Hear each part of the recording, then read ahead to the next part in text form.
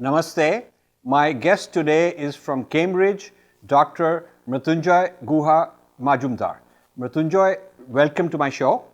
Thank you, Rajiv. Before I introduce him, I want to say that I really enjoy featuring young Indians from around the world, different campuses, when they have an interesting story. And this is a very interesting story you guys are going to hear today.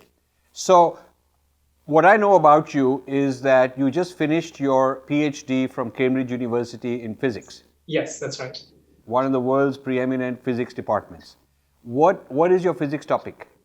My physics topic is quantum entanglement, looking at this thing which Einstein called spooky action at a distance, and how that is used as a resource for things like quantum computing as well. This is very interesting because I have a philosophical interest in quantum entanglement. I was also a physicist. Yes. You and I, we both came from St. Stephen's College. I also did my physics honors in St. Stephen's College. Oh, right. Yeah, so you might not know that. Which year did you graduate? 2014. Okay, so I did 1971. Oh, wow. One thing we have in common is we're both from a physics background, and you took it up as a career, longer term than I did. Second, we are both from St. Stephen's College. But there's a third interest. Your advisor and guide one of them has been Brian Josephson. Yes. Who won the Nobel Prize in Physics for superconductivity in the early 1970s. Yes.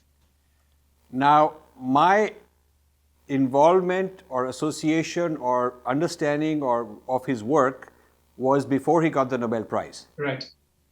And that's because he was a follower of Maharishi Mahesh Yogi. Yes, he was, yes. He was a transcendental meditation practitioner and a very profound and a very important member of the movement at that time. Mm-hmm. So I got to know him, met him a few times. This is before he became famous as a physicist. So I tracked his career also from that point of view. Right. And he felt that TM mm-hmm.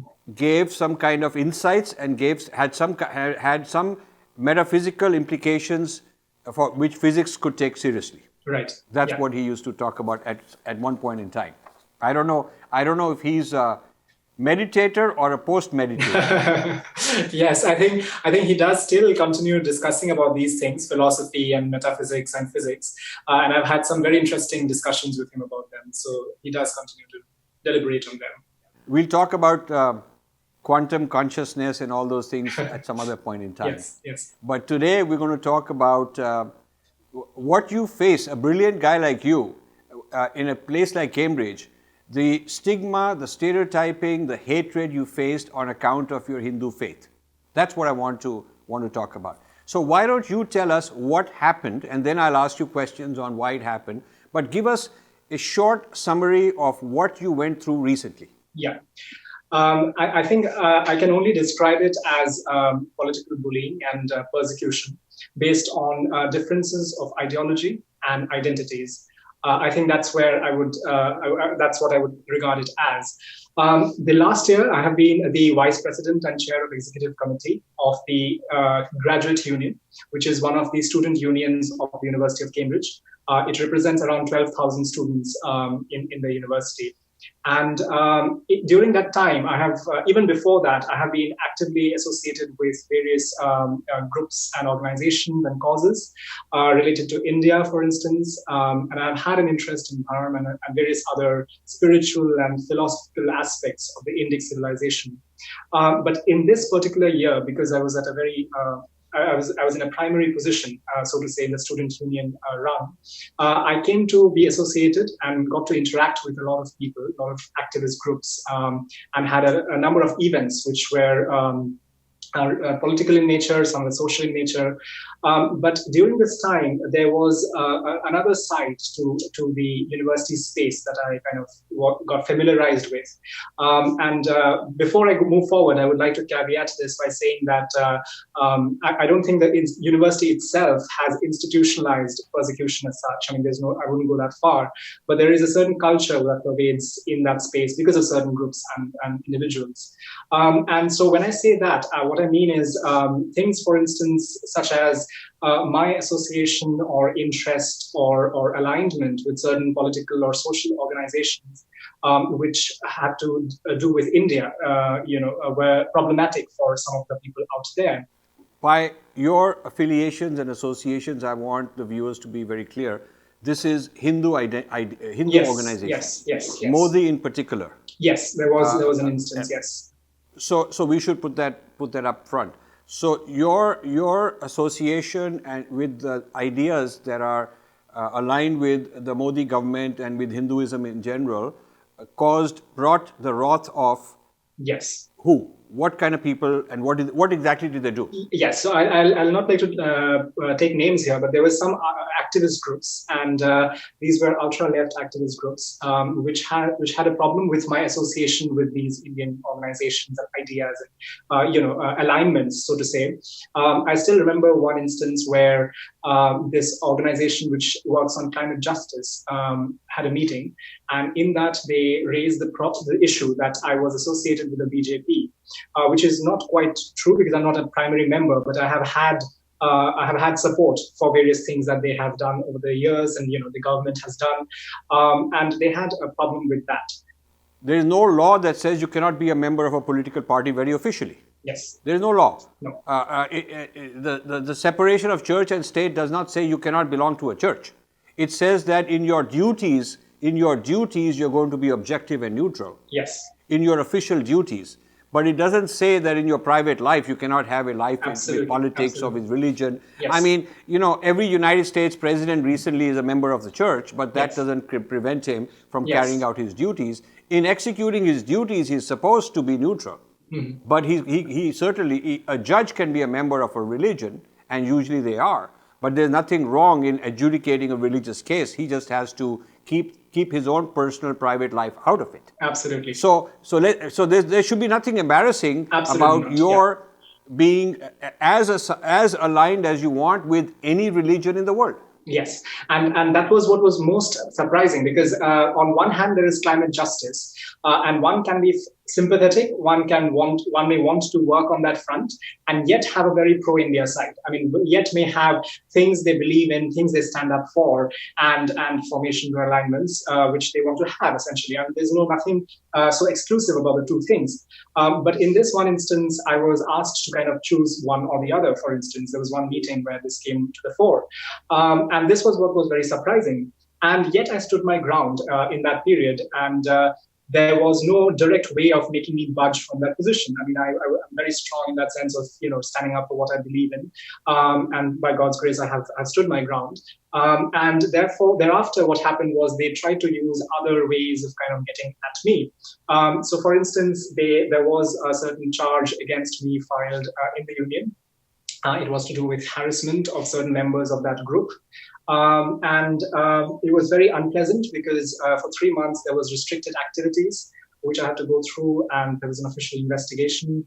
I don't want to go into the details about that because, there are some, there's a whole procedure, the confidentiality procedure and clause. But still I had to go through something which was not pleasant at all. And after 3 months, I was absolved. It was said that there was no charge to answer as such. But the damage in a way had been done because, there was a lot of gossip. There was a lot of character assassination of sorts which happened out there. And there was no way to counter that because I, as an individual, had limited networks and channels to kind of get out there to the entire mass of students. And so that was one. And thereafter, we had the India Independence Day, where there was a celebration of India's Independence Day in the High Commission of India in London, outside the High Commission. And there was a protest march, which was taken out by people protesting against the abrogation of Article 370. And the thing turned extremely violent. It turned extremely unpleasant when about less than 100, I think, Indians were surrounded by about 5,000 protesters from various different groups. And for 3 hours, there were tomatoes, eggs, bottles, all kinds of things being thrown. There were people who were elders, children, women in the Indian lot. And yet we stood our ground. What I was very proud of was the fact that we stood our ground without doing the despicable things that they were doing on the other side. And after 3 hours, the High Commissioner spoke to Priti Patel, who was the Home Minister at that time, and there was a special, group of police that was brought in, and we were taken into the High Commission. And at that time, a BBC journalist came around, and I was very much at the front lines of that particular event. And there was a picture which she took with me on the front and the Indian flag just behind. And she just posted it on Twitter. And then the Cambridge activists, the ultra-left, there were certain other activists, went ahead and retweeted and shared a lot of hate online regarding the fact that how could I stand up for the government, whereas it was very clear that it was not a political rally. One doesn't take middle school girls who are there for dance performances to a political rally. I mean, it's just not the way things are done. But, they just wanted to project it in a certain way. After that, in the evening, we had the unfurling of the national tricolour on the historic Parker's Pieces playground, which is where modern football is said to have been born. And even after that, there was a huge lot of kind of resistance, a lot of problems that were created essentially online and offline, in terms of the responses which people had for that. And after that, a few months passed by.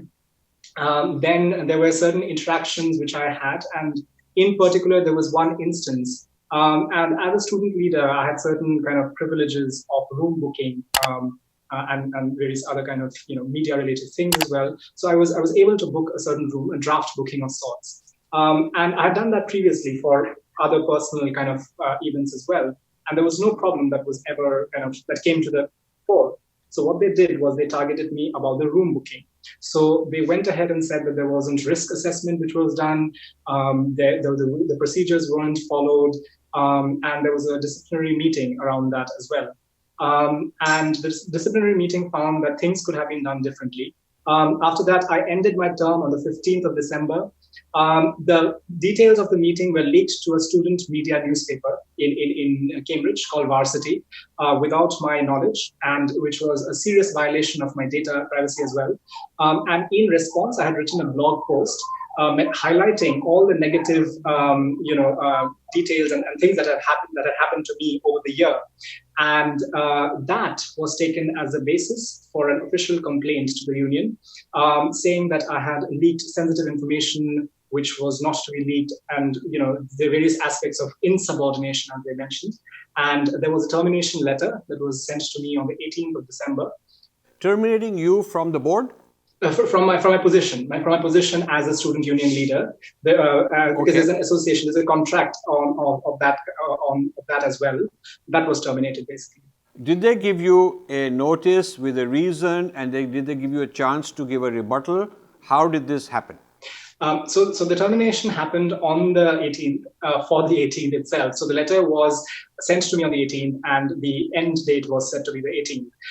And the reasoning for that was gross misconduct, insubordination, and leak of sensitive information. Now, the premise for that was basically the fact that they felt that I had leaked certain kinds of things in my blog post. And I had challenged that. I challenged that in my appeal, which went forward on the 19th itself, where I said that I have not leaked anything which was so sensitive. I mean, I had tried to anonymize as much as possible. And even after that, on the 22nd, I believe, they squashed the appeal very unfairly, because they said that there is no new evidence that you have brought. Now, the funny part is that obviously there is an existing corpus of evidence. One can't forge or make new evidence to create an appeal which should stand. I mean, I'm saying that it is on the interpretation of the existing evidence that I feel that I have a case of this termination being unfair. And they did not carry that forward. And I feel the people who were against me knew that I am an international student with limited resources and time as well on my hand. And so legal recourse or various other things are not that much of a possibility for me. So they kind of use that in a way to make me accept something which I didn't want to accept. But the interesting part is that recently I found out from some sources that the very fact that this was unfairly done is something which was acknowledged by somebody from within the organization as well. I don't want to go into the details of that because it's still kind of ongoing, but it may just happen that the appeal may be taken up again because there are some irregularities and ways of doing things which were not right in the entire procedure. But you already left the university. Yes. And your term expired. Yes. So if I'm right, 12 or 13 days before your term was going to, I think the main important point to make is 12 or 13 days before the term was going to expire and he's finishing off from the university, they sent him a letter terminating effective that same day, immediately. Yes. So it's not like something, they wanted to make a point that you are dismissed. Yes, and they went ahead in a student media newspaper and wrote a huge article about that, a huge smear, it was a very negative article about it, basically. Yeah. So then you, even though, it's a moot point because you've left the university and all that, but on grounds of principles, you are fighting it.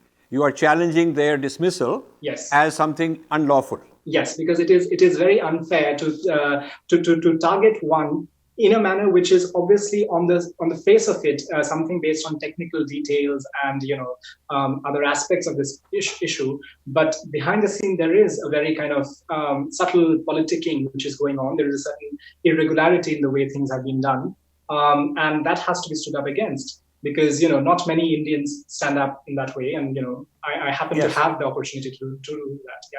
No, that's very important that you're doing it. So. I think one of the important points you made earlier is that prejudice is not institutionalized at Cambridge, but it is part of the culture. There is a culture of this. So I want my viewers to know the difference between whether a certain bias is institutionalized or whether it is not officially the case, but it is part of the culture. And I think our people often don't know the difference because when they are protesting against somebody at Harvard, they go to the president of Harvard as if it's some kind of an institutional bias, but it is not. It's part of the culture, so the attack has to be different. So, okay, this is an important point. The other thing is, I want to find out from you, this group of people, the culture of extreme left, is it Indians? Is it Pakistanis? Is it white British people? Is it all of the above?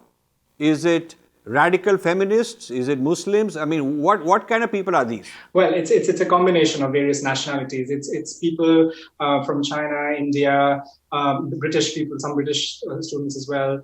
Academics as well are involved in this. I mean, again, it's a whole kind of collection of various people, essentially. So, by being ultra left, are they also similarly attacking Islam? Well, I mean, not really, because the left actually does not attack Islam all that much, which is very interesting because if you look at the recent elections in the UK, there has been the outcry by the Indian community because there have been some policies and steps which were thought of as appeasement oriented and related.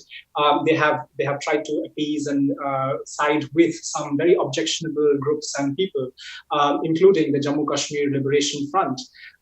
So in that respect, it's not really targeting of them. In fact, they are standing up against Prevent. Prevent is this government policy which looks at de-radicalization, but it looks at it in a very slightly problematic way. It looks at things like targeting individuals on events, on finances, and various other aspects. So they do stand up against that. Yeah. Is the Cambridge University leftist? Are they also attacking Islam? Because Islam has so many violations against liberalism, women's rights, human rights. So they are not a target, you're saying, of the extreme. They're not. I haven't seen that happen. In fact, I have seen them go out of the way to kind of stand up for students from Bangladesh and Pakistan and various others, which is important.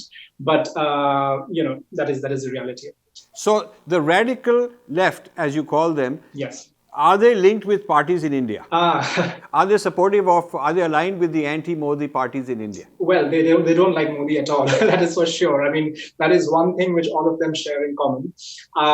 In terms of the parties they do support, I think there are people who are obviously with the Congress and the left parties as well.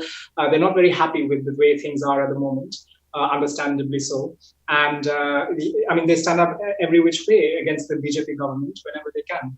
So it's basically an anti-RSS, anti-BJP, anti-Modi, and in terms of are they also anti-Hindu? Yes.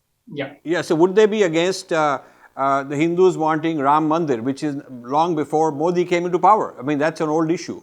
Yeah, thank you for raising that, because so in Cambridge we recently had a debate on the Ayodhya judgment, and obviously we were expecting people from all sides to have extremely passionate and emotional defenses of why the thing shouldn't have gone the way it did, but what they didn't understand, what, as you rightly pointed out, this has been going on for about more than a century, and it has very little to do with the demolition. It is an older lawsuit, and there was a debate. So I led the debate in the University of Cambridge, defending the Ayodhya judgment, and on very technical grounds, on grounds which the court saw and found merit in.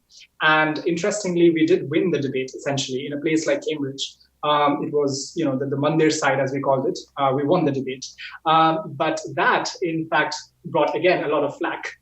People were not at all happy. They didn't even understand how that could have happened, the victory of sorts. But, there is a lot of resistance. They were not at all happy with the Ayodhya judgment. They were not happy with the Article 370 being abrogated. They were also, obviously, now they're not happy with the CAA as well.